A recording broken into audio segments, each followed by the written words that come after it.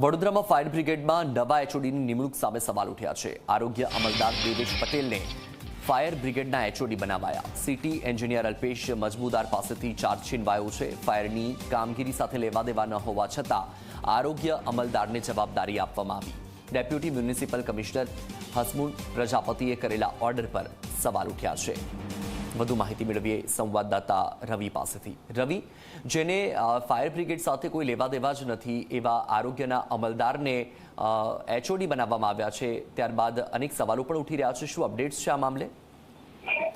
બિલકુલ વત્સલ, વાત કરવામાં આવે તો અત્યારે વડોદરામાં જે પૂર આવ્યું હતું તેમાં ફાયર બ્રિગેડની કામગીરીને લઈને અનેક સવાલો ઉઠ્યા હતા કે તેમની પાસે બોટ નથી, તેમની પાસે પૂરતા સાધનો નથી અને પ્રોપર સંકલન કર્યા વગર કામગીરી કરવામાં આવી રહી છે। અને તેને લઈને જે ધારાસભ્યો દ્વારા જ્યારે મુખ્યમંત્રી અને ગૃહ રાજ્યમંત્રી વડોદરામાં બેઠક કરવા માટે આવ્યા હતા ત્યારે તેમને ચીફ ફાયર ઓફિસર જે છે પાર્થ બ્રહ્મભટ્ટ તેની ફરિયાદ કરવામાં આવી હતી।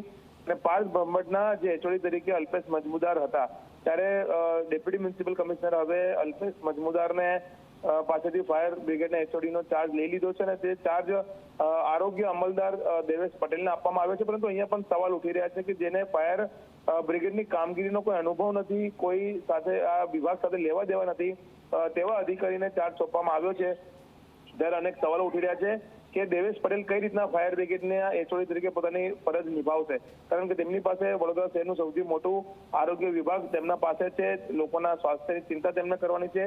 ત્યારે તેમને વધુ એક સૌથી સંવેદનશીલ વિભાગ કહી શકાય ફાયર વિભાગ તે આપવામાં આવતા અનેક સવાલો કોર્પોરેશનના અધિકારીની સામે ઉઠી રહ્યા છે, ડેપ્યુટી મ્યુનિસિપલ કમિશનર સામે, કારણ કે જે અધિકારીને આરોગ્યને અનુભવ છે, ફાયરનો અનુભવ નથી, તેવા અધિકારી વડોદરા શહેરની ફાયરની ચિંતા કઈ રીતના કરશે, કઈ રીતના પોતાના નીચેના અધિકારીઓને માર્ગદર્શન આપશે, તે અહીંયા સવાલ ઉઠવા પામી રહ્યા છે। વત્સલ, બિલકુલ રવિ, માહિતી બદલ આભાર।